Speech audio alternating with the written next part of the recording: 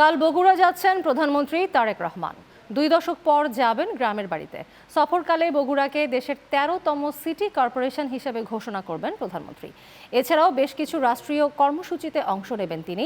বগুড়া থেকে নূর আলম সিদ্দিকীর পাঠানো তথ্য ও ছবিতে দেখুন ডেস্ক রিপোর্ট। প্রধানমন্ত্রী তারেক রহমান শেষবার পৈতৃক ভিটা বগুড়ার গাবতলী উপজেলার বাগবাড়ি গিয়েছিলেন 2006 সালে। তখন দেশের প্রধানমন্ত্রী ছিলেন তারেক রহমানের সদ্য প্রয়াত মা বেগম খালেদা জিয়া। প্রায় 20 বছর পর সোমবার আবারও বাড়ি যাচ্ছেন তিনি।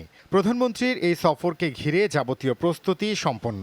এলাকায় বিরাজ করছে উৎসবমুখর পরিবেশ। এই সফরে বগুড়া পৌরসভাকে সিটি কর্পোরেশন ঘোষণা, বেল্টবোন উদ্বোধন, ফ্যামিলি কার্ড বিতরণ, খাল খনন সহ নানা কর্মসূচিতে অংশ নেওয়ার কথা রয়েছে প্রধানমন্ত্রীর। সফরকে ঘিরে বগুড়ার উন্নয়নে নতুন আশার আলো দেখছেন স্থানীয়রা। শহরটাকে আরও পূর্ব দিকে ডেভেলপ করার জন্য অফিস আদালতগুলো ওই পূর্ব সাইডে নিয়ে যাওয়া, যেটা নদী আমাদের জন্য উন্নয়নে আটকে রাখছে।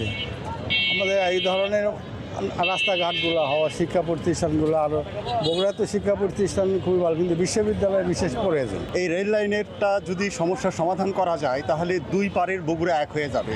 বিএনপির নেতাকর্মীরা বলছেন, প্রধানমন্ত্রীর সফর ঘিরে বগুড়ার মানুষ উজ্জীবিত। বগুড়ার উন্নয়ন নিয়ে তিনি বরাবরই আন্তরিক, এমন বিশ্বাস তাদের। এখানে মেডিকেল ফ্যাসিলিটি আছে, লেখাপড়ার সুযোগ আছে। সিটিকরণ হলে ভবিষ্যতে বগুড়ার মানুষ আশা করে যে এখানে বিভাগীয় হেডকোয়ার্টার হবে এবং বগুড়ার উন্নয়নে যেটা সহায়ক ভূমিকা পালন করবে। 12 ফেব্রুয়ারি অনুষ্ঠিত জাতীয় সংসদ নির্বাচনে বগুড়ার 7টি আসনের সবকটিতেই জয় পায় BNP. Sakhawat Suman, channel 9 news desk.